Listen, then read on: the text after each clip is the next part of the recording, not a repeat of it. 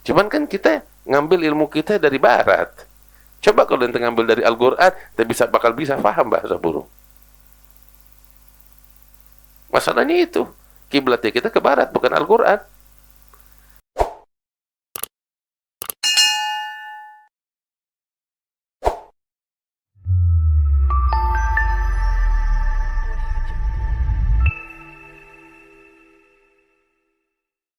Allah cerita tentang Nabi Sulaiman, bahwasanya Nabi Sulaiman lah yang mewarisi kenabian, ya, keberkahan, kemuliaan ayahnya Nabi Daud.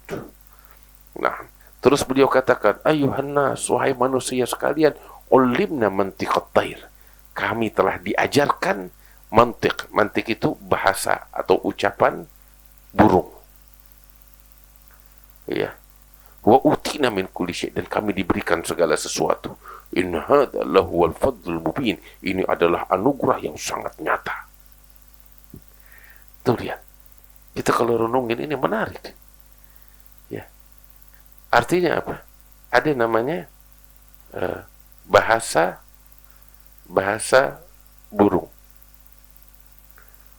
Artinya mereka burung itu saling berkomunikasi satu sama lain. Ini bukan ucapan saya, bukan ucapan peneliti loh. Tapi Tuhan Rabbul Alamin yang menciptakan mereka mengasih tahu bocoran kepada kita. Itu burung yang kita lihat berterbangan, ya, yang mana mereka hidup. Mereka punya bahasa berkomunikasi satu sama lain. Dan yang menarik apa tahu? Allah nyatakan di dalam Al-Quran bahwasanya bahasa burung dapat dipelajari. Makanya Nabi Sulaiman bilang, ulimna, kami diajarkan bahasa burung. Artinya Nabi Sulaiman memahami bahasa burung bukan sekedar mukjizat, tapi ilmu yang dipelajarin. Ilmu dipelajarin. Ente gali Al-Quran, ente bakal dapetin tuh kamus bahasa burung. Benar. Allah kasih kuncinya bakal kita. Nah, dalam ini ayat nih yang ringkas padat, Allah kasih, ini kuncinya. Kamu pelajarin itu. Dirangsang kita untuk penasaran ke situ, itu bisa dipelajarin. Cuman kan kita ngambil ilmu kita dari barat. Coba kalau ente ngambil dari Al-Quran, kita bakal bisa paham bahasa burung. Masalahnya itu, kiblatnya kita ke barat, bukan Al-Quran. Kalau kita berkiblat sama Al-Quran, Allah bilang, ulimna mantiqut tair, kita diajarkan bahasa burung. Terus yang menarik dalam ini ayat tahu apa? Ketika Nabi Sulaiman bilang, saya diajarkan bahasa burung, ya, beliau malah yang diceritakan oleh Allah Ta'ala selanjutnya bahasa semut. Jadi bukan cuma burung, semut juga punya peradaban yang besar, dan mereka berkomunikasi satu sama lain, dan bahasa mereka bisa difahami oleh manusia yang terpelajar. Tuh lihat. Ya cuman kita belum sampai ke situ, tapi bagi orang-orang yang mau menggali, mereka akan mencapai kepada titik kemuliaan itu. Ya. Sebab ini bukan sekedar mukjizat, tapi Nabi Sulaiman di awal bilang, saya diajarkan oleh Allah Ta'ala. Artinya ilmu yang dipelajari.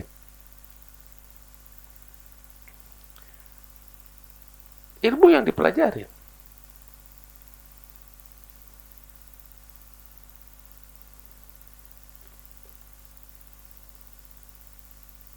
Sekarang mungkin antum dengar nih omongan, wah nggak masuk akal nih Habib, khurafat.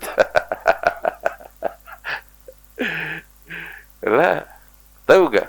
Dulu tuh para peneliti itu mereka kebingungan, nggak bisa memahami kode-kode yang mereka dapati di dalam piramida yang digambar oleh orang-orang Mesir kuno zaman dulu, yang berupa gambar burung dan lain sebagainya. Itu kan kode-kode yang ketika mereka menggali piramida, kuburan-kuburan raja-raja Mesir, mereka dapetin itu kan gambar-gambar.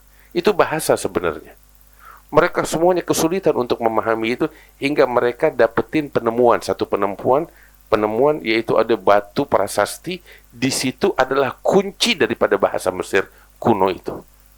Sehingga ketika mereka dapetin prasasti itu, mereka pelajarin, dari situ mereka memahami semua kode-kode yang ditulis oleh di zaman Mesir kuno itu. Ini sebagai contoh. Artinya yang sekarang kamu belum bisa fahamin, bakal datang satu masa kunci itu terbuka. Jangan terburu-buru. Pas syahid di sini Allah cerita tuh, ketika Nabi Sulaiman datang dengan bala tentaranya, ya, mereka melewati lembah semut atau ala wadin naml. Artinya semut-semut ini ada tempat mereka, peradaban mereka yang begitu besar dan begitu agung. Saat itu seekor semut galat namlatun, ya ayuhan naml udkhulu masakinakum la yahtimannakum Sulaiman wa junuduhu wa hum la yash'urun.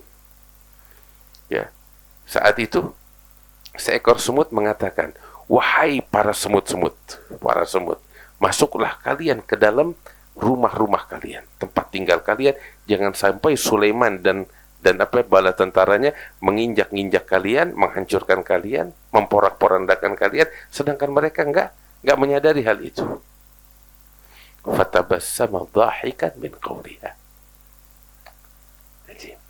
Nabi Sulaiman tersenyum atas ucapan si semut ini.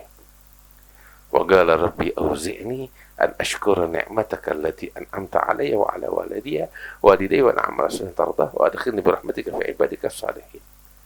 Nabi Sulaiman tersenyum dari ucapan si semut. Menariknya di sini tahu apa? Allah Ta'ala nggak bilang Nabi Sulaiman tersenyum tatkala mendengar ucapan si semut. Tapi Allah Ta'ala bilang Nabi Sulaiman tersenyum dari ucapan, nggak bilang mendengar. Artinya apa? Bahasa semut nggak harus didengar dengan telinga. Paham? Nggak harus didengar dengan pendengaran. Bahasa itu nggak harus, artinya komunikasi itu nggak harus dengan pendengaran untuk ditangkap. Ya kan? Berapa banyak kode yang ditangkap bukan dengan pendengaran, terkadang dengan penglihatan. Ini yang menarik dari Al-Quran. Fatabassama dhahikan min qawliha. Dan subhanallah, Tuhan yang maha agung itu berbicara tentang senyuman. Fatabassama.